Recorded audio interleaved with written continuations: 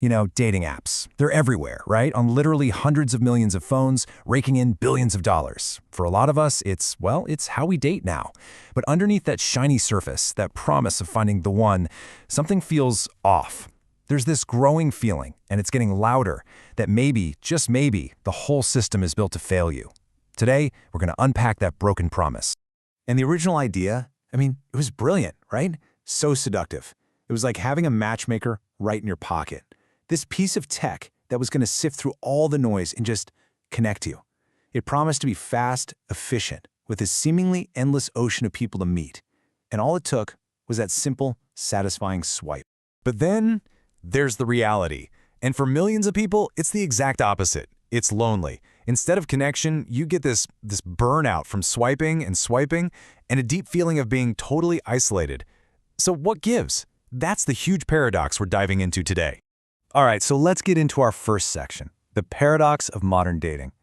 You've got this industry that's an absolute financial beast. So how is it that as the money goes up and up, the happiness of the people using it just seems to tank? That right there, that's the heart of the issue.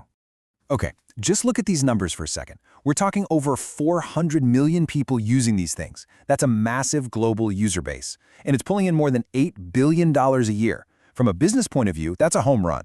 But here's the kicker. All that success seems to be built on a foundation of, unhappiness. We're seeing a full-blown crisis of trust and safety and a literal epidemic of loneliness. It's like the bigger the industry gets, the more it seems to damage the very people it's supposed to be serving. Okay, moving on to Section 2, the high cost of swiping. And this isn't just some vague feeling that things are bad. This broken system has a real, tangible cost, and it's the users who are paying the price every single day with both their money and their mental health. Let's start with the money. $1.14 billion. Let that sink in. That's the reported loss to romance scams, just in the US. And the key word there is reported, because, a lot of people are too embarrassed to ever admit it happened. The FTC thinks the real number globally could be 3, 4, even 5 times higher. These apps have basically become a happy hunting ground for scammers. But it's not just about the money, right? The emotional toll is just as devastating, if not more so. Think about Gen Z. This is the first generation that grew up where swiping was just normal. And an incredible 58% of them say they feel lonely all the time. The very tools that promise to connect them are making them feel more alone than ever. The irony is just brutal. And this isn't just a few people having a bad time. We're talking about almost half. 45% of all users say their experience was more negative than positive. Can you imagine if 45% of people who bought a new phone or a car said it was a bad experience? The company would go out of business.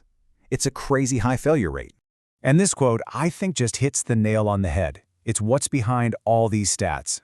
The emotional fatigue is real. You put yourself out there, open up, and then discover the person you've been talking to isn't who they claim to be. It's exhausting. That word, exhausting, that's what it comes down to. This cycle of getting your hopes up just to have them dashed again and again. That burnout has become the signature feeling of modern dating. So that brings us to our third section, a system designed to fail. And this is where it gets really interesting.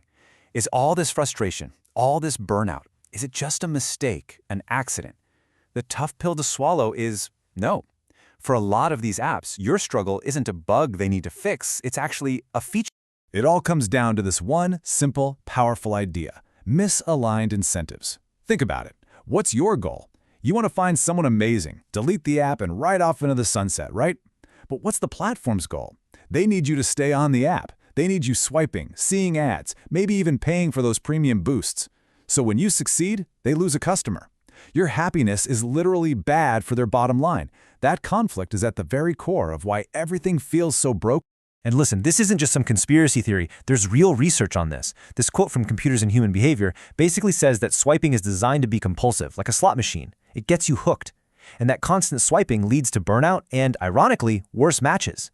And what's the app's solution? Hey, why don't you buy our premium subscription to get better matches?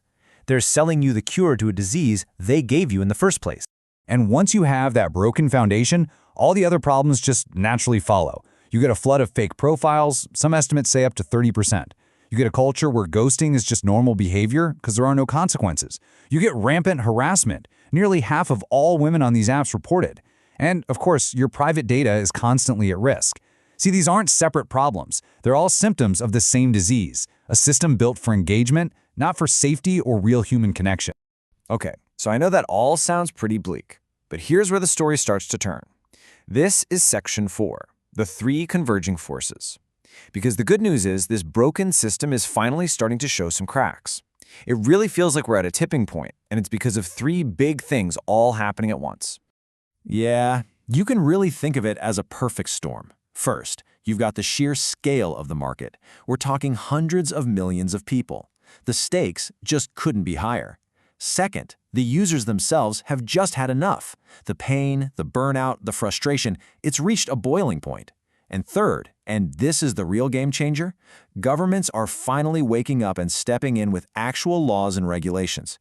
You put those 3 things together, and suddenly the industry has no choice but to listen. And this isn't some future what-if scenario. This is happening right now. You've got the EU's Digital Services Act, the UK's Online Safety Act, and there's a whole wave of similar laws coming in Australia, Canada, and even the US. These aren't suggestions, they're laws that force these companies to take responsibility for what happens on their platforms.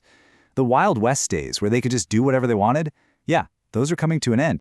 So this leads us to our final section, building a different path. If the old way is broken and the law is demanding a change, what does the future look like? Well, the answer is basically to flip the whole model on its head.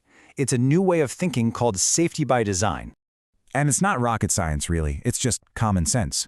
It starts with the basics. Step 1, verify everyone. Make sure you're talking to a real person. No more fake profiles. Step 2, focus on quality, not quantity. Who cares if you can swipe 1,000 times if none of the matches are any good? Step 3 is empowering the users themselves to build a safe, transparent community. And finally, step 4, maybe the most important, design the whole thing with humans in mind. Respect their time, respect their feelings, and for goodness sake, respect their hope. You know, when you get right down to it, this is a choice.